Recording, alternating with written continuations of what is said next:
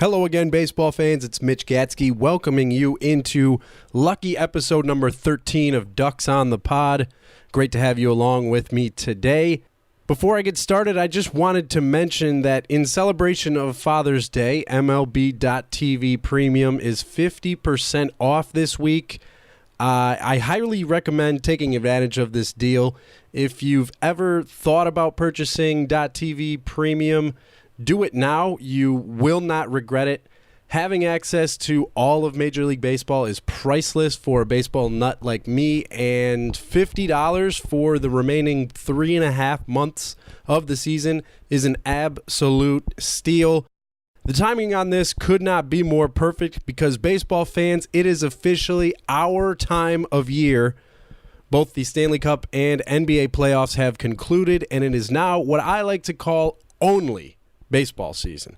Of course, we do play our soccer during the summer here in America, and there are a few golf and tennis tournaments sprinkled about, but MLS is almost unwatchable if you're a fan of the bigger European leagues, and the individual sports major events are just too infrequent to really follow along with.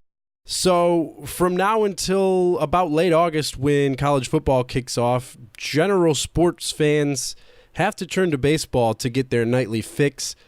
I've never really understood what baseball haters do with themselves during this time of year, but then again, who cares what a baseball hater thinks or does at any point during the year? This is our time, baseball fans. Let's enjoy it shamelessly. I am back from my weekend vacation in Boston, and what a trip it was. First of all, a super duper thank you goes out to my good friend Joseph Simon, who was gracious enough to play host for a few days. I really appreciate it, Joe. You made the trip happen, and I owe you one for sure. Let me just start out by saying that Fenway Park is incredible. It has a distinct feeling to it, a uniqueness that does not exist anywhere else. You can sense the history. You might know the feeling that I'm talking about if you've been to Wrigley Field. That's really the only other place I've been where I had this feeling of just all the years of baseball that have been played on that field. You can feel it. At least I could. The building itself, Fenway Park, is outdated. It's a bit confusing trying to find your way around with 4 different levels and a lot of switchovers and staircases, and you can't go this way, you got to go that way. It's even more puzzling why they don't serve beer and hot dogs at the same damn concession stand. Instead, you have to wait in twice as many lines, which are always long, no matter where you are in the stadium. Those are probably my biggest knocks on the stadium. And also, the Fenway Frank tastes a bit weird. I don't know what kind of a hot dog it is for sure, but I tried one my first trip back when I was about 12 and kind of came away with the same feeling. Fenway Frank doesn't taste like a hot dog that I'm used to, so I would recommend you go with the foot-long dog. That's what I was going with all weekend. After I tried the Fenway Frank again, still just a bit weird. I don't know. Maybe somebody can answer that one for me, but I would recommend the foot-long. Now, some of the grandstand seats are your worst nightmare. They are positioned directly behind a support beam, leaving you unable to see much of the most important action. And if you're any taller than 6 feet, which I am, you're going to have 0 leg room. That's not the whole stadium. That's just the grandstand seats, basically up under the balcony on the first level. They're good seats. You can see the whole field. Maybe not pop-ups, but, you really only need to see when those come down anyway. As far as views are concerned, I did like the grandstand. We were along the first base side on Friday night. Then Saturday, we were up in standing room, actually right by the Green Monster in left field. Some standing room seats and actually a private party was right next to us, and somehow the World Series trophy ended up right next to us. I was actually downstairs getting a beer at the time. Funny enough, waiting in one of those lines that I was talking about, my buddy Joe calls me and says, hey, you got to get up here. They got the World Series trophy here. So I run up the stairs. Of course, I fell. Yeah, I fell in Fenway Park, skinned my knee and my elbow a little bit, got up and just kept running up the stairs. I didn't care who saw because I knew something that they didn't. The World Series trophy was there. I got a picture. It was so cool to see. It was actually the '04 trophy that they had. I don't know who this private party was, but apparently they had some strings to pull. Anyway, it's not a very kid-friendly stadium at all. By that, I simply mean that there is no merry-go-round or Ferris wheel to keep the little ones entertained while the game drags on, as they often do in Fenway. We saw some very long games over the weekend. Even if they wanted to put one of those entertainment park rides in, it's not like there's any space for it. Fenway is pretty small as far as baseball stadiums go, and being that it's in downtown Boston, there really isn't any room for expansion. The Red Sox have done the best they can, essentially turning Yawkey Way into an extension of the ballpark during games, with some very lucky street vendors set up just outside the gates and the main gift shop right across the street. A quick side note, I bought a super cool black and white photo of Ted Williams from opening day 1947, which, of course, turned into his second Triple Crown season. It was too big to fit in any of my luggage, so I had to carry it around the airport and on the plane, but at $20, it was well worth it. And thanks again to Joe for talking me into buying it. I wasn't sure that I wanted to carry it around. He said, well, it's not going to be that inconvenient. It's not heavy or anything. Come on, why don't you? So now I've just got to frame that bad boy and wait to hang it up in the future man cave. But anyway, the best part about Fenway Park, I think, at least for me, is the people. The ushers welcomed us to Boston each time we walked in. They were very helpful if we ever had any questions about where to go. Countless fans asked if we were visiting from Detroit, if it was our first time at Fenway, how we liked it so far. Everyone had their own suggestion on what we must do while we were in town, and one of those included a great beer that I was recommended. When you travel, you gotta shop local and you gotta drink local. So of course the Sam Adams, but I mean that's nationally exported. But there is a company called Harpoon that is based out of Boston that has a fantastic summer beer. It's just their seasonal brew, and it's got a hint of mango in it. It provides a tremendous aftertaste, just so smooth. And as soon as I had one, that's all I was drinking the rest of the time there. Just great. I can't remember the name of it. Again, maybe somebody can help me out, but Harpoon's summer seasonal mango flavored, not mango flavored, but a little hint of mango in the beer. Just great for watching a game. So yeah, staff members and fans alike were quick to offer up suggestions on what we should do.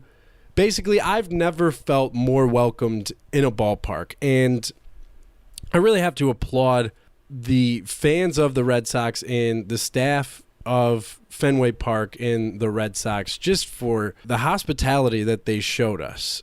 They know that they're a tourist destination ballpark, and without being annoying about it, they are very good hosts in that way. They understand that there's going to be a lot of out-of-towners just kind of milling about, looking at things.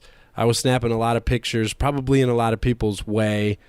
And everybody was very understanding about me taking my time and kind of just taking up the concourse in general. It felt like they were expecting us. They were waiting on us almost. It was just awesome service from the fans and the staff alike. I can't say that enough, really. And I haven't even gotten to the fans' interaction with the game itself. They actually pay attention to what's going on. Imagine that. Now, I'm not talking hoopla when a run is scored, although there is plenty of that. They've got this song that they play every single time they score a run. And basically it sounds like it's out of Jersey Shore. You just fist bump, fist bump, fist bump. Yeah, it's catchy, but it does get to be annoying, especially if you're on the visiting team who's losing 2 out of 3. But I'm talking about a good amount of applause for the little plays that almost always go unnoticed or at least uncelebrated in most ballparks that I've ever been in. I can say that Cincinnati is a bit like this. The few people that show up to their games do generally know what's going on. It's not a whole lot of people just there to be seen. And I definitely got this vibe from Fenway Park. While it is a tourist attraction and there are a lot of people from out of town who go there just to say that they went there, the Red Sox fans that are there, they're there to watch the game. They're not really there to just kind of pal around with people and drink beers up in the stands. They do want to see the action on the field. They know their stuff. They're not annoying about their team beating yours, as the Sox did most of the weekend. Only once did I get negatively heckled during the 3 games we were there, and that was towards the end of Sunday night's game. This guy was just trying to impress his girlfriend, and I get it, but don't be an asshole. I mean, I walk up to him, at this point we had left our seats on Sunday. Actually, I forgot to mention, on Sunday we were all the way back, very last row, under the scoreboard in center field. It was very cool. You could actually see everything. The other thing about the bleacher seats out there, they're kind of angled to the left, so you almost have to look back over your right shoulder. Not too much, but you do have to turn your head to actually watch the game head on. Anyway, we had left those seats, and we were just in standing room somewhere along the first baseline at this point. I had a dog and a beer, and I walk up right next to this guy, and he says, "Hey, I thought you guys in Detroit dipped your hot dogs in your beer." And it was just so stupid that I couldn't even give him the courtesy haha chuckle and kind of brush it off. I really just kind of ignored him. And it was just bad. I don't know. It rubbed me the wrong way. But that was the only time. Other than that, very pleasant exchanges with everybody that I spoke to. We were palling around on Saturday night with a group of guys in front of us, a couple of cousins, and I don't know what kind of... It was a big old group of guys next to us in the standing room seats, in the standing room section. And we were just having a great time on Saturday night. I mean, we got to talking to them a little bit about our visit, and they gave us some recommendations on restaurants for Sunday. I always love everywhere I go to talk to baseball fans from that area because they do have a different perspective of the game. They're not going to be jaded in the same way that I am as a Tigers fan, having lost all those games to the Red Sox, all those close games in the playoffs, past decade or so. So they have a bit of a different outlook on baseball, a bit of a more of an optimistic outlook with all the championships that their team has won. Interesting getting their opinion on things, how the team is doing.